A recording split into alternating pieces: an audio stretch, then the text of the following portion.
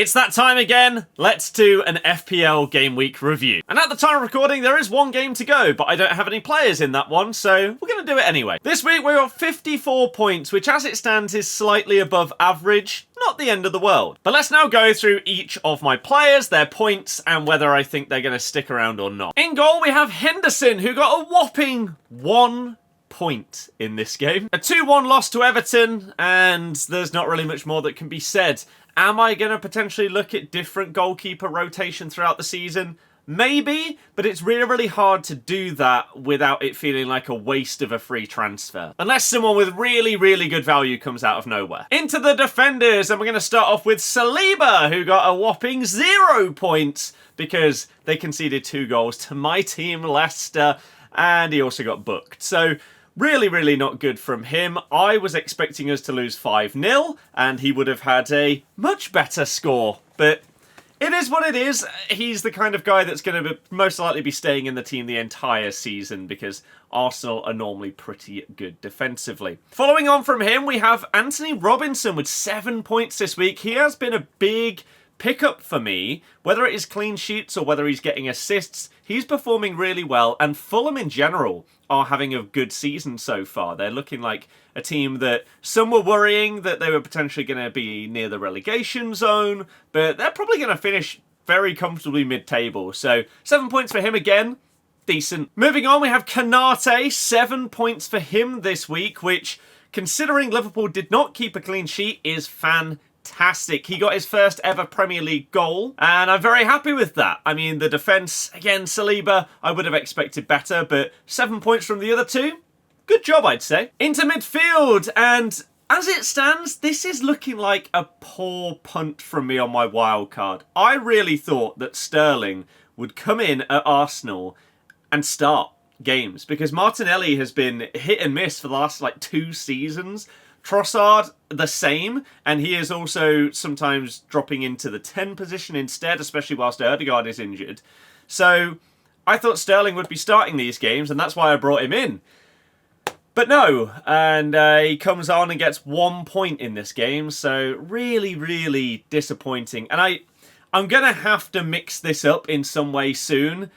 I'm just not sure how. Next, Smith Rowe. He has been really, really good this season, and unfortunately this game only gets himself 3 points. But again, with the way that Fulham are playing, you can expect him to pick up more going forward. So I think just still for a cheap amount of money, it is still a good option in the team, and I don't feel like I need to get rid of him. Madueke got 5 points this week. He did assist one of Cole Palmer's 4 goals.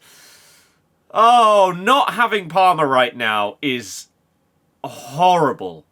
Absolutely horrible, because he wasn't a one-season wonder. He is smashing it once again, and this Chelsea side are scoring so many goals right now. Am I going to have to find a way to get him in? And if so, how? Without dropping one of the big two, how on earth do you get this man in your squad? I don't know. But Madueke with 5 points, it's still not bad, right? It's still better than just normal appearances, even better than normal with a clean sheet. So, I'll take it. My captain this week, I did go with Mohamed Salah, who I am absolutely baffled with this one. He got 10 points. Okay, he scored his penalty. He had a stinker, and yet he got the 3 bonus points? Is it because they valued that goal so highly? Because he really did not play well. So the fact that he managed to get 10 and therefore 20 as my captain, I feel really fortunate based on what I saw when watching that game. But hey, 20 points, I made the right captain choice out of anyone in my squad here. He got the most points. So you can never be anything other than happy when you make that correct decision. Into the front three, we start off with Haaland.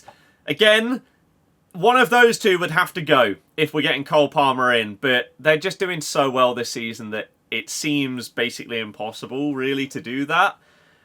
I don't know. Maybe if one of them gets an injury. Like Haaland's had injuries in the past, maybe he'll get another one, and therefore, okay, we can downgrade him to Watkins or Isak or someone like that, because Watkins is really picking up, and then maybe you could upgrade him midfield to Cole Palmer, and that would work out. Maybe. I mean, you could do that anyway, but it's just such a risk because whilst he may have only got 2 points in this game, he could easily bang another hat-trick next week. So you just can't not have him, can you? And then we move on to Nicholas Jackson, who also managed to get 5 points alongside Madueke this week. I feel like he has been a decent pickup. My plan was to have Jackson for a couple of weeks and then maybe pivot to Havertz. Havertz did get a goal against us, but outside of that, and that came at like the very last second of the game after they were dominating for the entire 90 minutes. So Jackson is actually performing really well right now, as are Chelsea. So keeping him rather than switching him out is looking more likely, but we'll look at that in a minute. And the last one, I had a red flag on João Pedro, so I decided to bring in Undayi. He scored against us in the previous game week, I think it was, and Everton have been scoring goals. He's a budget player. I thought, they've got a decent fixture here against Crystal Palace, who have also been terrible. We'll take maybe a 1 week punt on him and see whether he can do anything. He ends up with 3 points. It could be worse. I mean, he got a bonus, but yeah, I guess it's better than 0. And then on the bench, we've got Areola with 2 points. Ahmad didn't start, but who knows what's... Ten Hag might be out, to be honest, so maybe he'll start every game after that. Rico Lewis got 2 points, and Pedro Porro managed to get a clean sheet against Man United. I mean, I did not expect that at all, which is why he was my third sub. I'm not really upset because, again, the only one that he would have got more points than is Saliba, and there was no world that I was starting a Spurs player against Man United over an Arsenal player against Leicester. Maybe I could have done it over Sterling, but again, I thought Sterling might start.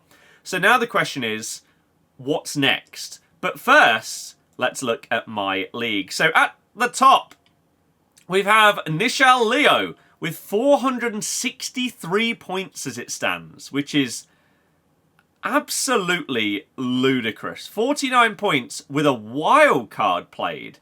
Gvardiol, Gabriel, Martinez, Collins, Saka, and Mbeumo, and Rodgers is in better form now. 10 and 7 points in back-to-back games. And Mbeumo, 9, 8. He's got 14 there and a 9. He's having a decent season right now. Semenyo still to play. Haaland captain. Chris Wood. And then cheap players on the bench. So all out in this 3-5-2. I guess rotating between 3 very cheap defenders is an interesting way of doing it. But hey, fair enough. So I have 0.8 in the bank. Cole Palmer is sitting the top of this midfielders pile and I don't have him. It's scary. Luis Diaz did have a dead game, so I don't feel as bad about not having him. Do we potentially switch to not having Arsenal and get away from Sterling? I could even go for someone like an Mbeumo. They have a few decent fixtures in a row, and he's performing well. So Sterling to Mbeumo would leave me with 0.2, so that would work. I've got 2 free transfers rolling this week. The defence I'm still happy with. I don't think that really needs to change. Other midfielders, Harvey Barnes has done okay recently. I had Saka previously for a small amount of time. It's just that Palmer, isn't it? Brennan Johnson, though, is also in a good run of form. He's got 4 goal involvements in 3 games now. And I believe he may have also got an involvement in their European game as well. So for 6.4 mil, compared to 6.8 for Sterling, who is just getting bit part minutes right now, and they're about to... I mean, they've got 2 very good fixtures in a row, but then 3 hard ones. Someone like Johnson or Mbeumo is a potential switch here. I mean, even Martinelli, if I wanted to stick to Arsenal, he is now getting the starts and he's doing okay. Brennan Johnson's fixtures, we've got Brighton, West Ham, Palace, Villa, Ipswich. It's a decent run of 5 for them to potentially get some more goals, so that is one that I'm eyeing up here. That would get me 0.4 in the bank, which I'm not entirely sure what I do with that, because it's not going to get me anywhere enough to get Palmer in this team, which is unfortunate. But maybe if I switch Sterling to someone else, then if Ahmad isn't going to be starting every game now, maybe we could try and transition into someone else for him. I mean, McNeil's doing really well this season. He's actually looking quite dangerous for Everton. So if I wanted to go for another budget player there, I could easily do that switch, and the second switch could be Johnson for Sterling. But then I don't have any Arsenal midfielders or attackers, which is risky. So then the question is, would you switch out back from Nicholas Jackson into Kai Havertz? Havertz is still at 8.2. So I can afford that. Ollie Watkins is getting into significantly better form. They've got okay fixtures right now, but he is up at 9 mil. So that is quite a lot. I do already have an Everton player in, so would I want to go McNeil and him? I'm not sure. If I went for Sterling down to Brennan Johnson, then that would leave me 1.2 in the bank, which unfortunately would be just shy of affording Ollie Watkins by 0.1. So I would then have to look at somebody else, and I'm not entirely sure where I would go with that. So right now, this is a game week where I'm looking at this and I honestly couldn't tell you if I'm going to make any changes or if I'm going to stick with it. Maybe I'll just do the one, and it could be Sterling for either go up to Mbeumo or down to Johnson. Something like that could be an option. I mean, if we sort this also by form, where is form? There. Then in goal, Sanchez is doing okay, but most of his points are from those two. Would I want to change my goalie? Not really sure. Maybe, because neither of these are doing as well as I thought they would this season. But again, it is a use of a transfer, which I don't really like. Defenders, Gabriel, that's fine. Would I want to get some Man United in here? I don't think so, because they are just all over the place. JJ has flown up because of his 12 points against Arsenal. Midfielders, again, you've got McNeil, you've got Barnes. Rodgers, I could switch from Amad Diallo to Rodgers now that he is actually getting the goal involvements. Earlier in the season, it looked like I had made the right choice because Amad did get a couple. But now, maybe it's time to make that switch up, and I could do 2 midfield switches to Johnson or Mbeumo. I could afford Mbeumo and Rodgers as a double transfer here.